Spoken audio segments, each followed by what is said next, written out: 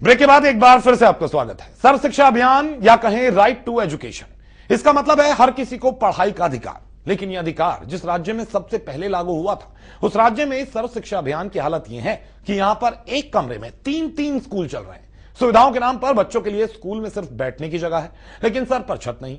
एक कमरे में 3 स्कूल चल रहे हैं, तो आप अंदाजा लगा सकते हैं कि पढ़ाई का स्तर कितना ऊंचा होगा। आइए देखते हैं कि सर्व शिक्षा अभियान की ये कड़वी सच्चाई कहां दिखाई दे रही है। इस देश के हर गरीब बच्चे को शिक्षा मिल सके, इसके लिए सरकार ने राइट टू एजुकेशन बिल को मंजूरी दी। मंजूरी मिलने के बाद यह एक्ट देश में लागू भी हो गया, लेकिन लागू होने के बाद भी बहुत से बच्चे इस एक्ट की वजह से मिलने वाली मदद से महरूम हैं।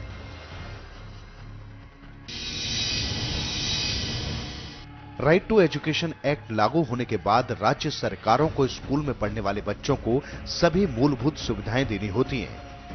इसमें बच्चे के स्कूल में बैठने से लेकर मिड डे मील तक का ध्यान रखना होता है। राइट टू एजुकेशन एक्ट सबसे पहले हरियाणा राज्य में लागू हुआ था, लेकिन लागू होने के बाद सरकारी स्कूलों में इस एक्ट का कितना फायदा बच्चों को मिल रहा है, आइए आपको दिखाते हैं।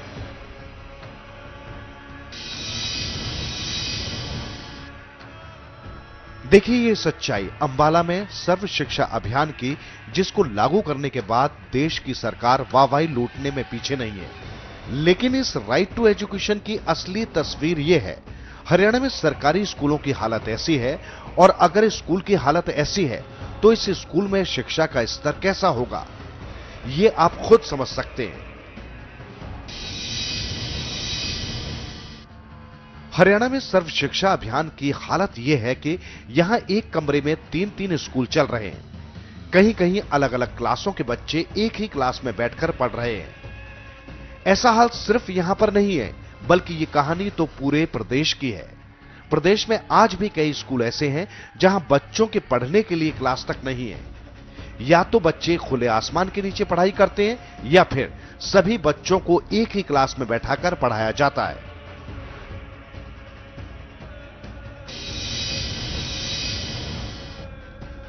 इस स्कूल में पढ़ने वाले ज्यादातर बच्चे गरीब परिवारों से आते हैं। पढ़ाई पर ज्यादा पैसा न खर्चा कर पाने वाले इनके परिजन इन बच्चों को पढ़ाने के लिए सरकारी स्कूलों में भेज देते हैं। लेकिन इन सरकारी स्कूलों में पढ़ाई तो दूर, बच्चों के बैठने तक की जगह नहीं है।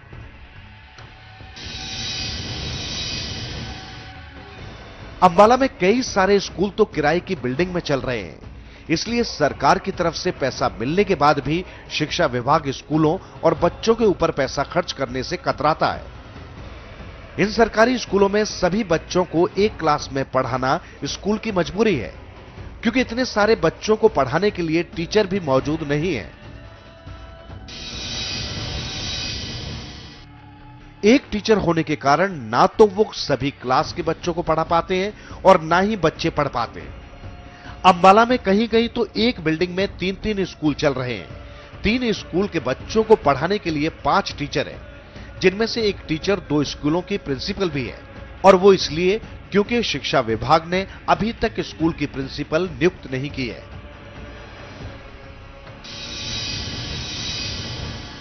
यह भी एक सोचने वाली बात है कि आखिर एक टीचर एक साथ कैसे अलग अलग क्लास के बच्चों को पढ़ा लेती होगी। जब हमने इस टीचर से इस बात का जवाब मांगा, तो आप सुनिए क्या कहा इन्होंने। ये जो स्कूल है हमारा, ये रेंटल बिल्डिंग में चल रहा है, और मेरे पास 2 स्कूलों का चार्ज है। यहाँ पे 3 स्कूल चल रहे हैं कैंपस में, एक में, और उनमें से मतलब 2 स्कूलों के इंचार्ज मैं हूँ। 3 ए की और 3 बी की, और इनमें जो भी रिटर्न वर्क होता है वो सारा मेरे को संभालना पड़ता है। साथ में क्लासें भी अटेंड करनी पड़ती हैं, क्योंकि एक गेस्ट टीचर है 3 ए में, वो 6 की 6 क्लासें संभाल नहीं सकता, तो उनके साथ मतलब क्लासों में भी कोऑपरेट करना पड़ता है, क्लासें भी संभालनी पड़ती हैं उनकी। तो एक ही रूम में अब मेरे पास 4वीं और 5वीं दोनों स्कूलों के बच्चे होते हैं। सरकारी अनदेखी के कारण गरीब बच्चे अपने हक से महरूम हैं। इन सारी दिक्कतों को लेकर जब हमने शिक्षा विभाग से जानना चाहा, तो उन्होंने बताया कि सभी स्कूल किराए की बिल्डिंगों में चल रहे हैं, इसलिए विभाग चाहकर भी कुछ नहीं कर पाता।